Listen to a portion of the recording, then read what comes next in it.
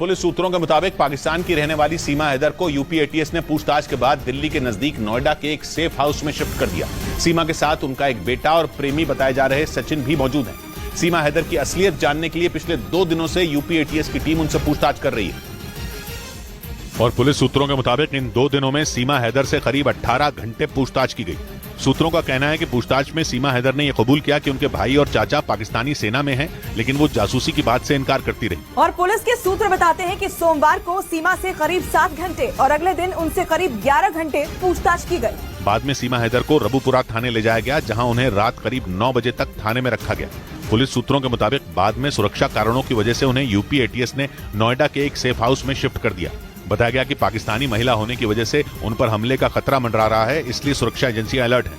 और पुलिस सूत्रों के मुताबिक यूपी एटीएस की टीम सीमा हैदर के कोड वर्ड डिकोड करने में जुट गई। जांच एजेंसियों को शक है कि सीमा पाकिस्तान की खुफिया एजेंसी आईएसआई की एजेंट है और वो सचिन से प्यार करने की आड़ में किसी बड़ी साजिश को अंजाम देने की फिराक में। जबकि सीमा हैदर का दावा है कि वो जासूस नहीं है। उनके मुताबिक वो सचिन से प्यार करती हैं और उनके साथ रहने के लिए ही अपने बच्चों के साथ भारत आई हैं। लेकिन सीमा के इन दावों पर सुरक्षा एजेंसियों को जरा भी भरोसा नहीं। पुलिस सूत्रों का कहना है कि इसीलिए यूपी एटीएस की टीम सीमा हैदर से कोड वर्ड उगलवाने की कोशिश में है। खुफिया एजेंसियों के सूत्र बताते हैं कि आईएसआई भारत में जासूसी करने वाले अपने एजेंट को कुछ खास तरह के कोड वर्ड देती है। आईएसआई सूफी शब्द का इस्तेमाल उन लोगों के लिए करती है जो देश के बड़े इंफॉर्मेशन निकाल कर आईएसआई तक पहुंचाते हैं, जबकि फल शब्द का इस्तेमाल पैसों के लेन देन के लिए किया जाता है। जांच एजेंसियों को शक है कि सीमा हैदर आईएसआई की एजेंट है। इसी वजह से यूपी एटीएस की टीम उनसे कोड वर्ड निकलवाने और उन्हें डिकोड करने में जुट गई। और पुलिस सूत्रों के मुताबिक सीमा हैदर की असलियत जानने के लिए यूपी एटीएस की टीम उनकी और उनके प्रेमी बताए जा रहे सचिन मीणा के बैंक अकाउंट खंगालने में जुट गई, लेकिन ताकि यह पता लगाया जा सके कि कहीं सीमा हैदर और सचिन की कोई मदद तो नहीं कर रहा।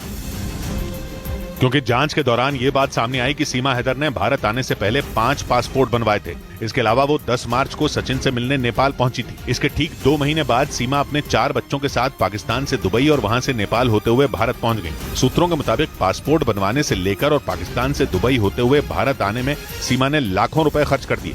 इसीलिए जाँच एजेंसियाँ सीमा, सचिन और सचिन के घर वालों के बैंक खातों की डिटेल्स खंगालने में जुट गई है। सूत्रों का कहना है कि जांच एजेंसियों को शक है कि सीमा हैदर और सचिन की पैसों से मदद की जा रही है, जबकि सीमा का दावा है कि उन्होंने कराची में करीब 12 लाख पाकिस्तानी रुपयों में एक जमीन बेची थी और उन्हीं पैसों से वो भारत पहुंची। इस बीच खुफिया एजेंसियों के सूत्रों ने दावा किया कि पाकिस्तान से आई सीमा हैदर किसी तीसरे आदमी की मदद से नेपाल बॉर्डर से भारत की सीमा में दाखिल हुई।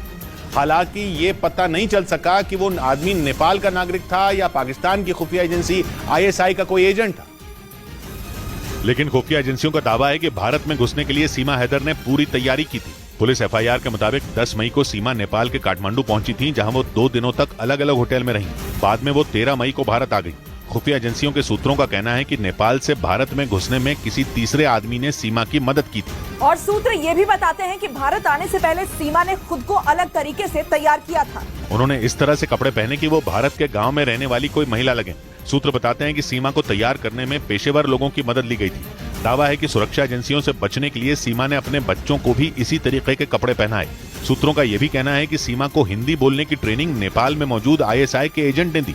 और सूत्रों के हवाले से खबर है कि सीमा हैदर के पाकिस्तान से नेपाल के रास्ते भारत आने के बाद खुफिया एजेंसियों ने नेपाल और पाकिस्तान की खुफिया एजेंसी आईएसआई के कनेक्शन की जांच तेज कर दी। आरोप है कि पाकिस्तान लंबे वक्त से नेपाल रूट का इस्तेमाल ड्रग्स, नकली नोट, हथियारों और आतंकियों को भारत भेजने के लिए करता आ रहा है। और पाकिस्तान की रहने वाली सीमा हैदर भी नेपाल के रास्ते ही भारत में घुसी थी। मंडू में आईएसआई के एजेंट एयरपोर्ट से रोजाना से नेपाल आए और कितने वहां से गए। ऐसे में शक और गहरा हो गया कि सीमा को भारत भेजने के पीछे आईएसआई की सोची समझी साजिश हो सकती है। और सूत्रों का कहना है कि इसी वजह से खुफिया एजेंसियों ने नेपाल और आईएसआई के कनेक्शन की जांच तेज कर दी। एक रिपोर्ट के मुताबिक पिछले कुछ साल में भारत नेपाल सीमा के पास आईएसआई ने अपनी जड़ें जमा ली।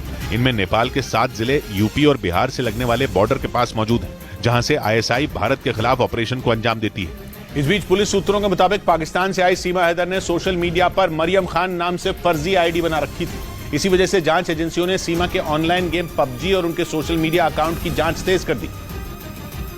और पुलिस सूत्रों का कहना है कि सीमा हैदर सचिन के अलावा भी भारत में रहने वाले कई लोगों के संपर्क में थी। सूत्रों के मुताबिक जांच में ये भी पता चला कि सीमा ने मरियम खान नाम से सोशल मीडिया पर फर्जी आईडी बना रखी थी। इसी वजह से सुरक्षा एजेंसियों का शक और भी पुख्ता हो गया कि प्यार की आड़ में सीमा किसी बड़ी साजिश को अंजाम देने के लिए भारत में घुसी है। सूत्रों के हवाले से खबर है कि पूछताछ में सीमा हैदर ने बताया कि सचिन मीणा उनके लिए पाकिस्तान जाना चाहते थे, जिसके लिए उन्होंने पासपोर्ट के लिए आवेदन भी दिया था, लेकिन उन्हें डर था कि पाकिस्तान में सचिन की हत्या कर दी जाएगी। इसी वजह से उन्होंने सचिन को पाकिस्तान आने से रोक दिया था।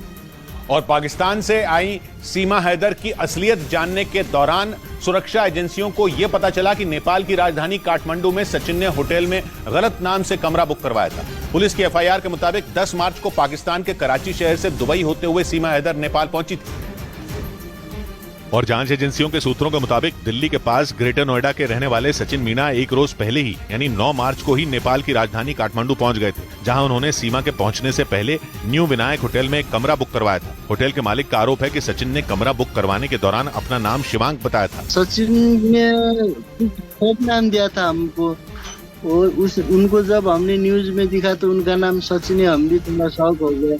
होटल मालिक के मुताबिक सचिन और सीमा करीब 8 दिनों तक वहां रुके थे। उनका यह भी कहना है कि सचिन ने भारतीय करेंसी में होटल का बिल चुकाया था।